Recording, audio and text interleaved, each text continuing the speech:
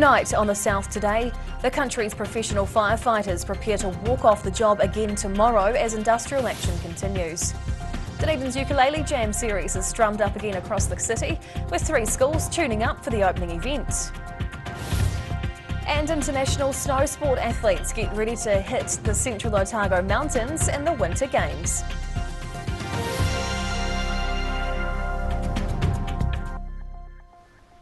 Kia ora, good evening, I'm Hannah Wilkins. Firefighters across New Zealand plan to continue their series of weekly 1-hour strikes, with FENZ still refusing mediation with the union. Almost 2,000 professional firefighters and support staff from around the country are calling for better wages and safer working conditions. New Zealand's fire crisis looks set to continue as workers step up their industrial action. Angry firefighters are preparing to hit the streets for a second time this Friday over demands for better working conditions. The New Zealand Professional Firefighters Union has a range of demands, including better pay, increased staffing levels, better firefighting equipment and improved mental health support. National Vice President Joe Stanley says they've been negotiating with Fire and Emergency New Zealand for the last 18 months in an attempt to reach a deal. We want more firefighters. We want to be paid well so that we can recruit good firefighters, attract good firefighters to the organisation, and we don't want to work 100 hours a week. But the two sides have been unable to come together, with negotiations at a stalemate. We don't feel like Fire and Emergency is listening, and we're at the end of our tether, really. We're in a place of desperation. They need to listen to us. Fire and Emergency had 22 call-outs during last Friday's initial hour-long strike, with crews unable to attend 5 incidents. We will continue to do whatever we need to do to get them to listen to us. This is our lives on the line. Further strikes are currently scheduled for the first 2 Fridays in September. In Christchurch, the South today. Fire services responded to several calls relating to a garage fire in South Dunedin yesterday. A plume of black smoke could be seen rising over the area near Kukuldi Street around 5 p.m. 2 appliances from St Kilda and Dunedin Central fire stations attended and put the fire out. A firefighter at the scene said the single-car garage on land next to the King's High School hockey turf contained a lot of wood. The 11th annual Ukulele Jam strummed off yesterday at Kaikorai Valley College. Pupils from Balaclava, Mornington and Concord schools came to learn tunes alongside music students from the college. The Dunedin sound lives on. For more than a decade, Dunedin's budding ukulele players have been gathering for a series of jams, where players and staff from several schools gather to share songs. Yesterday's was the first of 6 smaller jams being held in the area, as opposed to the usual single-day event. Kaikorai Valley College hosted this jam, and the school's head of music, Rian Corlett, says these days provide a welcoming environment for pupils. And today's really just about having fun with the kids and learning some chords, learning some songs, and we've got some special guests as well. Corlett says prior to COVID-19, the event travelled around the city over one day, but organisers believe it's wiser to run several hubs across a few weeks to reduce the risk of a COVID super spreader event. Pupils learnt a range of songs, including the Guns N' Roses classic Sweet Child of Mine, Lullaby by Teke Tane, and Three Little Birds by Bob Marley and the Wailers. And I think it's just the ability to let a kid play some music, really, learn some chords, have the opportunity to really be with a large group and have a sing-along, you know. Hubs are due to be held at Balmacewen Intermediate next week and Tahuna Intermediate next month, with further jams next term. In Dunedin, the South today. After more than a month of digging up and replacing old pipework, the makeover of Dunedin's main street is entering a new phase. Contractors have begun laying paving stones at the corner of George Street and Moray Place, replacing the formerly tar-sealed roadway. A revamp of the block between Moray Place and St Andrew Street is due to be completed in October. The work's part of a $28 million redevelopment of the central business retail area. The overall project's expected to be completed about this time next year. The Winter Games New Zealand is set to hit the slopes this weekend in Central Otago. The 16-day event will showcase top snow sport athletes from New Zealand and around the world, competing in a range of exciting events.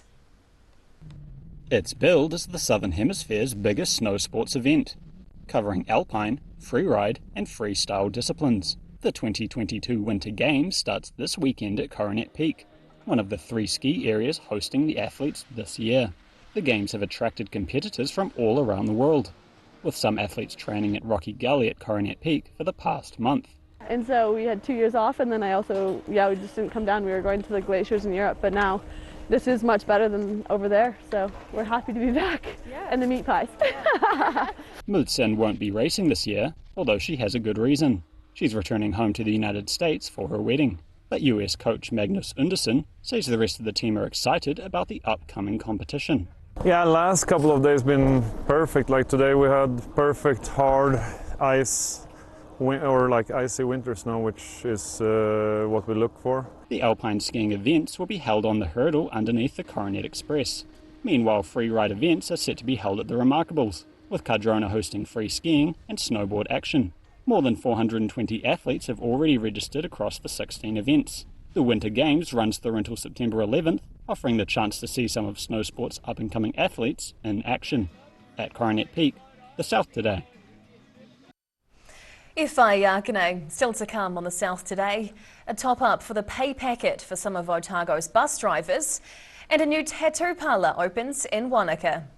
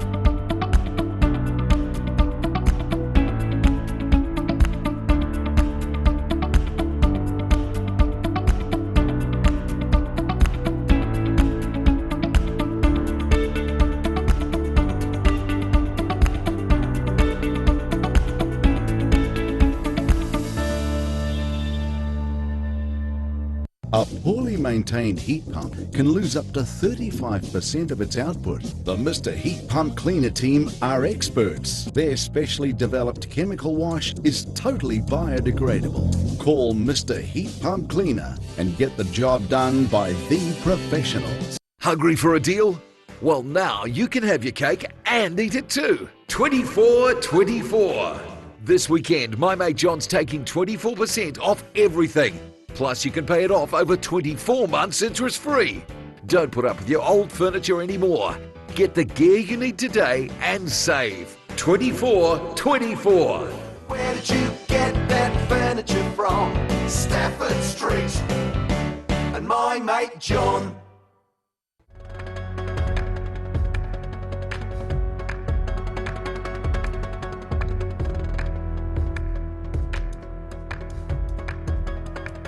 If you're at risk of developing melanoma skin cancer, you owe it to yourself to have a mole map.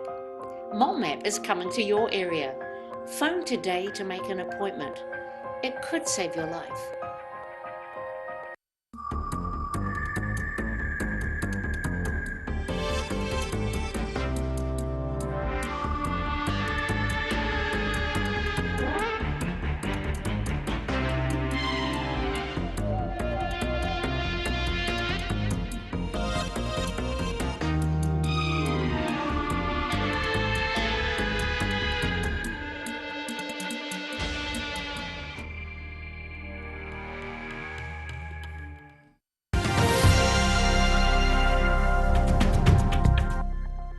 Tēnā koe, welcome back. Some Otago bus drivers are set to get a top-up, meaning they'll earn an hourly rate matching the living wage. Passenger services have been on reduced timetables in Dunedin and Queenstown since mid-July as the industry struggles for staff due to illness and low pay for drivers. Now, the Otago Regional Council has approved increased funding for bus operators. That'll give drivers a boost in pay, bringing them up to $23.65 an hour. However, it's still unclear when the pay increases will come into place. Southland's Polyfest has been featuring a variety of cultural performances all week at ILT Stadium Southland. The event attracts schools from across the region, with many having put on rehearsal shows in the lead-up. The result of several years practising their kapa haka. Gore High School pupils put on a polished show for Mataura school children recently. Teacher Sam Hadfield says their performance was a chance to rehearse before going on stage later this week at Southland's Polyfest. It was also an opportunity to encourage the primary school age children in their own kapa haka development. It's also a chance for three of our students to return back to where their roots and show the young Taina coming through what they could be capable of achieving if they carry on. And the Mataura school youngsters are also set to put on a cultural performance at this week's Polyfest. Each of them has a special whakapapa story back to us, and so we're feeling like we're in a really strong place this year. Gore High School performed at the ILT Stadium Southland today, with Mataura School set to go on stage tomorrow. In Gore, the South today.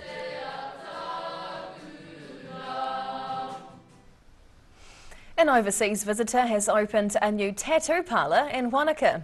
Originally hailing from the Czech Republic, tattooist Michaela Madrova says she enjoys applying her artistic skills to inking human skin. Finally having become a professional skin artist. After travelling around the world, Michaela Madrova, originally from the Czech Republic, has settled in Wanaka to become a tattooist. She set up her own business called Restless Mouse Art and is always happy to use her artistic skills to help customers find a suitable tattoo. Sometimes they have certain images in their mind, but they are not able to put it on the paper and express it. So I'm really happy to help with it and yes, create the design that they are desiring. Madrova has recently become a New Zealand resident and plans to call the country home for the foreseeable future. In Wanaka, the South today. And now recapping tonight's top stories on the South today. The country's professional firefighters will be walking off the job again tomorrow as 1 hour strike action continues. Dunedin's Ukulele Jam series is strummed up again across the city, with 3 schools tuning up for the opening event. And the Winter Games begins this weekend in central Otago, with international snow sport athletes among those hitting the mountains.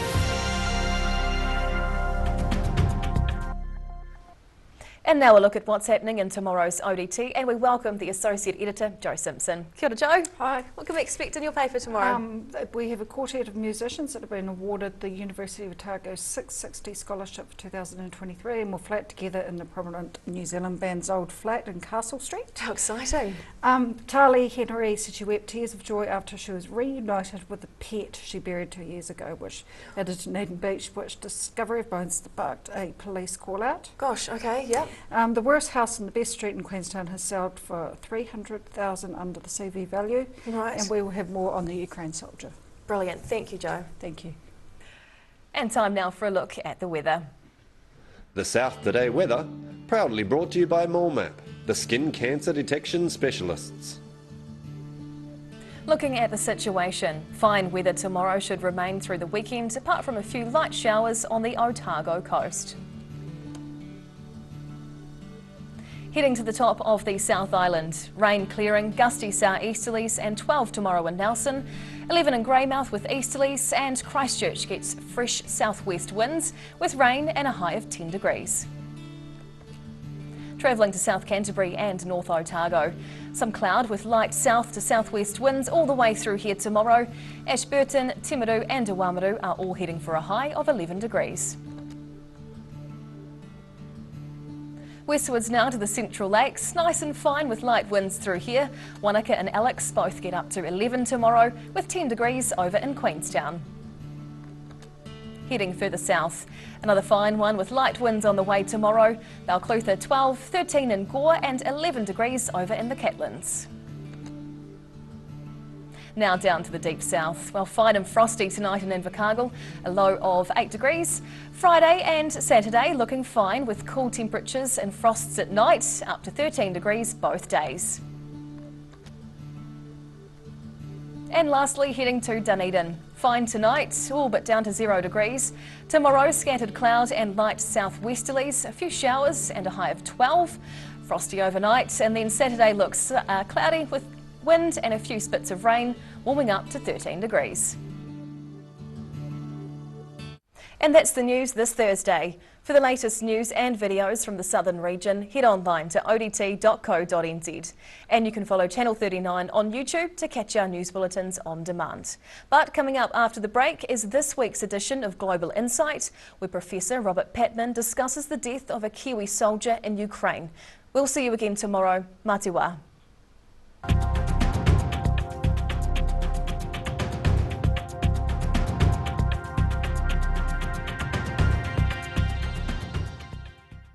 Public interest journalism funded through New Zealand On Air.